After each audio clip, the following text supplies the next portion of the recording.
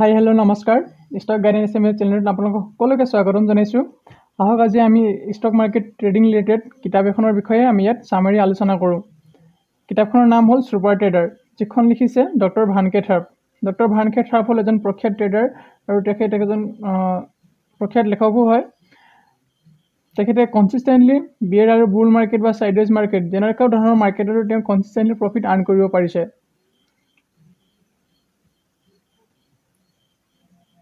এই super trader নামৰ কিতাপখন আমি মেইনলি 5টা ভাগত ভাগ কৰিব পাৰোঁ।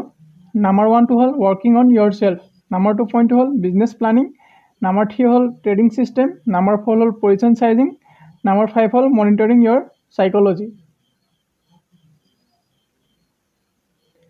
ৱৰ্কিং অন ইয়ৰ চেল্ফ, আমি নিজৰ ওপৰত কাম কৰিব লাগিব।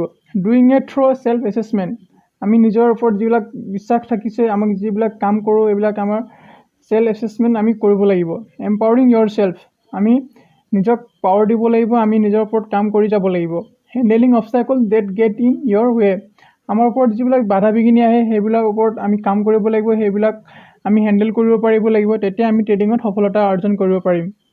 Understanding the commitment it's so' important to trading well, আমি যিবিলাক কমিটমেণ্ট কৰোঁ আমাৰ ট্ৰেডিঙক লৈ, আমি আমাৰ ছিষ্টেমক লৈ আমি যিবিলাক কমিটমেণ্ট কৰোঁ সেইবিলাক আমি বুজি লৈ আমি এইবিলাক ভালকৈ ট্ৰেডিং ছিষ্টেমত আমি ইমপ্লিমেণ্ট কৰিব পাৰিব লাগিব, তেতিয়া আমি ট্ৰেডিঙত সফলতা অৰ্জন কৰিব পাৰিম। ডেভেলপিং এ বিজনেছ প্লান, আমি ট্ৰেডিঙক আমি এটা বিজনেছ হিচাপে আমি ট্ৰিট কৰিব লাগিব, তেতিয়া আমি আমাৰ বিজনেছৰ ওপৰত আমাৰ ছিষ্টেম এটা বনাব লাগিব, আমি এটা ষ্ট্ৰেটেজি বনাব লাগিব, তেতিয়া তাৰ ওপৰত আমি কাম কৰি যাব লাগিব। Your trading plan should include your beliefs about the big picture, আমি যিবিলাক সপোন দেখোঁ ট্ৰেডিঙক লৈ সেইবোৰৰ ওপৰত আমাৰ নিজৰ বিশ্বাস থাকিব লাগিব, তেতিয়া আমি ট্ৰেডিঙত সফলতা অৰ্জন কৰিব পাৰিম। Develop trading strategies that work in various condition, আমি এনেধৰণৰ ট্ৰেডিং ছিষ্টেম বনাব লাগিব যিটো বিয়েৰ মাৰ্কেট বা বুল মাৰ্কেট বা চাইডৱেজ মাৰ্কেট এই তিনি ধৰণৰ মাৰ্কেটতে কাম কৰিব পৰাকৈ আমি এটা ট্ৰেডিং ছিষ্টেম বনাব লাগিব। ট্ৰেডিং ছিষ্টেম, আমাৰ ট্ৰেডিং ছিষ্টেম আমাৰ এটা নিৰ্দিষ্ট এটা ট্ৰেডিং ছিষ্টেম থাকিব লাগিব, য'ত আমাৰ এণ্ট্ৰি আমি ক'ত এণ্ট্ৰি ল'ম, এই এণ্ট্ৰি ছিগনেল থাকিব লাগিব। ষ্টপ লুজ, আমাৰ ষ্টপ লুজ ক'ত থাকিব আমি তাৰ ওপৰত কাম কৰিব লাগিব, তাৰ ওপৰত আমি ট্ৰেডিং ছিষ্টেম এটা বনাব লাগিব। প্ৰফিট ট্ৰেকিং এক্সিষ্ট, আমি কোনটো পইণ্টত আমি প্ৰফিট বুক কৰিম তাৰ ওপৰত আমি কাম কৰিব লাগিব। এই পজিশ্যন চাইজিং, আমি কিমান ষ্টক ল'ম, আমাৰ ৰিস্ক টু ৰিৱাৰ্ড হিচাপে আমি কিমান পজিশ্যন চাইজিং বনাম তাৰ ওপৰত আমি কাম কৰিব লাগিব। Multiple system for different market condition, আমাৰ যি এনেকুৱা ধৰণৰ মাৰ্কেটতো কাম কৰিব পৰাকৈ আমাৰ ছিষ্টেম আমি প্ৰথমে ক্ৰিয়েট কৰিব লাগিব।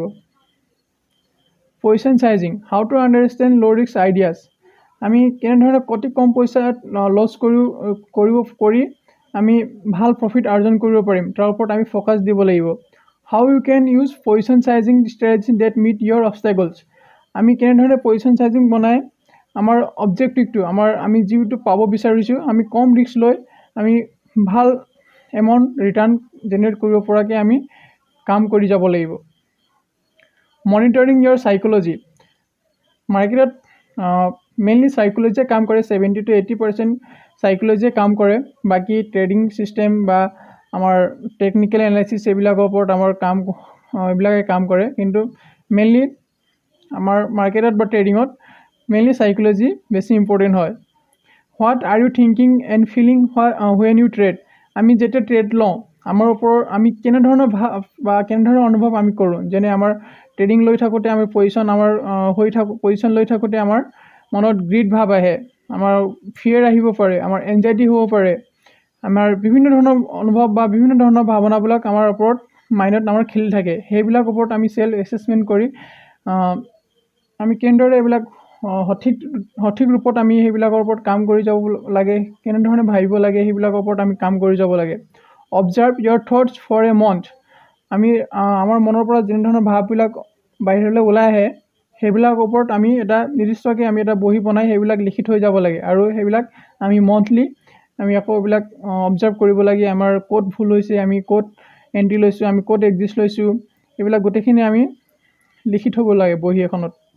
ইয়ৰ beliefs on market and trading system, আমাৰ মাৰ্কেটৰ ওপৰত বা আমাৰ ট্ৰেডিং ছিষ্টেমৰ ওপৰত আমাৰ বিলিভছ থাকিব লাগিব।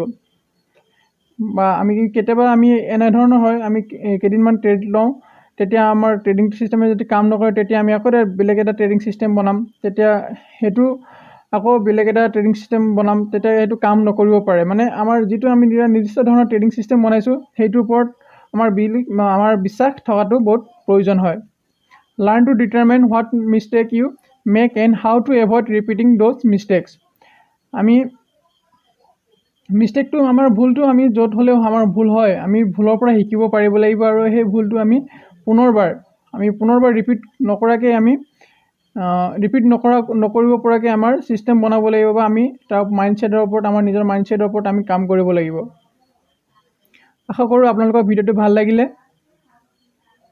এনেধৰণে informative stock market related video' পাই থাকিবৰ বাবে আমাৰ চেনেলটো ছাবস্ক্ৰাইব কৰিব শ্বেয়াৰ কৰিব আৰু লাইক কৰিবলৈ নাপাহৰিব ধন্যবাদ